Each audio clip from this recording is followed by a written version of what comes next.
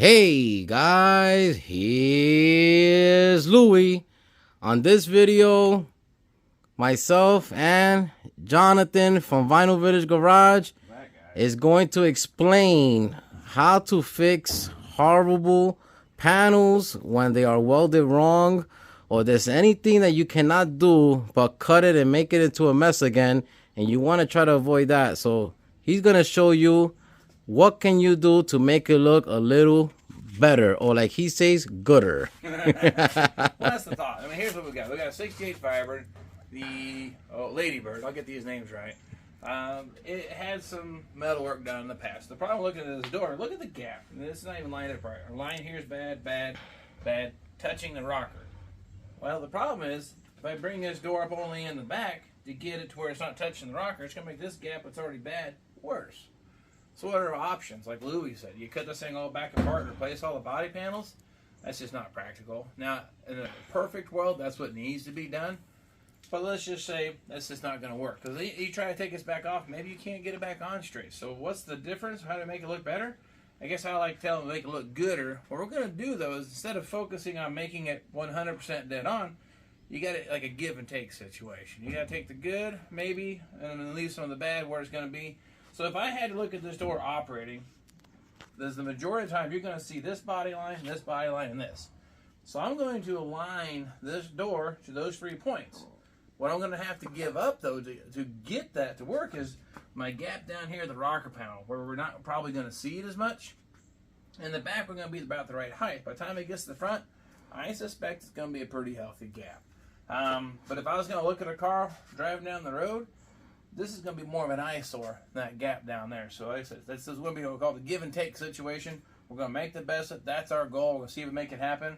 Pry bar, 1/2-inch socket, and some luck. And then hopefully Lou won't have to edit anything out of here because he doesn't do much editing.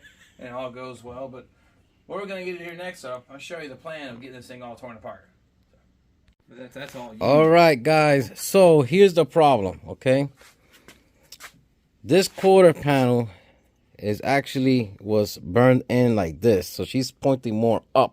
She's higher in height than what she's supposed to be, and the person that was doing this found out he had an issue, because if you guys was following the Ladybird's build, you saw that this was cut in one of the videos and pied in, so it was like pushed inside, and the original he left it here coming out. And I cut it and I butt welded it. Here looks awesome now compared to what it used to look like. And look at the body line. This is the quarter panel. Here's the door. You see the quarter panel is more high up, and the door line is more lower. So basically what have to happen is that this door got to come up and over towards the back. And that's what Jonathan's going to show you, how he's going to massage everything to make it look much better than this. But to help visualize here, I marked the peak of the quarter panel and the door. You can see the difference. That's just not going to work. It's about the same as you're seeing up here and then down here. Now, in order to get this aligned back up, we're going to bring the door literally straight up. So this will have this much gap here between the door and the rocker. And the back, I would call that acceptable. But this is what I'm saying. This is what's going to cost us. We're going to have to add that gap to this gap that's currently here. So the front, it's going to be 1/4 inch, maybe 3/8 of an inch of a gap. I don't have much other way to do that besides completely remove that quarter panel. So like I said, you got to make that decision. You want to deal with the gap down here or looking bad up here. I'm going to tell you where I'd rather have it ugly, down there. So that's what we're going to get into. We'll start moving the hinges around and show you how to make this work. All right, so Jonathan is taking off the hinges here of the door because we need to enlarge the holes a little bigger than factory, so it could give us some play of moving the door, you know, forward or back. In this case, we're trying to move the door back. And up. So.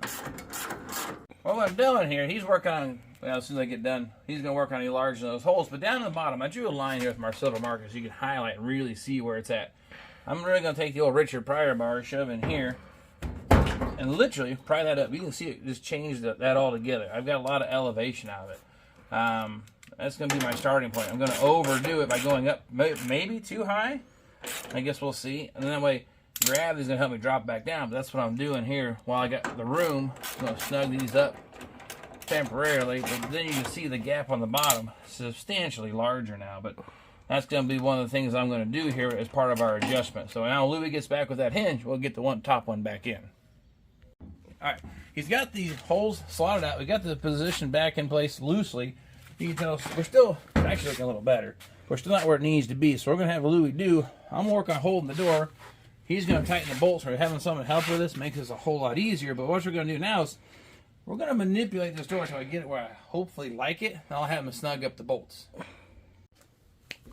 All right, now you get that bolt, get that ratchet ready. Take that top one loose again.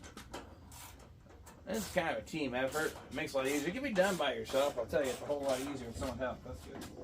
So we're going to go just a little probably high because the gravity takes over. Let's snug that top one up there. I'm almost a 1/4 inch too high at the moment, but I'm see how this thing settles. Okay. Well, I can't say that I love it, and I don't necessarily hate it, but look at this. Wow, we on the money. There. But you can see the pie shape. It's tighter here. It gets a little wider in the middle, but up here isn't bad. Now the door's a little twisted. The bottom lines up good. The top is in, but we got to bring the top hinge out anyway because they're almost touching here. So if we take these bolts loose on the end of the door, dump it out, I think we'll get it. If not, I get another trick to twist it, which you probably see me do that in the past. We've got it now where this point, and this point are looking pretty good. The downside is this is about the same plane, but way in too far here. You can see what the door shows as far as it goes. The bottom won't go in. So we need to bring the front corner here out. So let's take these hinges loose now, pry the door out, and see what it looks like. But I think we're getting really close. Now we've got that slotted out. We brought the top edge of the door out, and look at this finished result. The door was kind of spring-loaded shut, but now all on the same plane. Except for the very top corner. I'll show you back here. We're going to do that maybe in a minute. But look at this. The gap is decent. Well, we'll give it like a B or B minus. So we're definitely a lot better than it was. Because you remember how horrible this was. Not even close, not even close, not even close.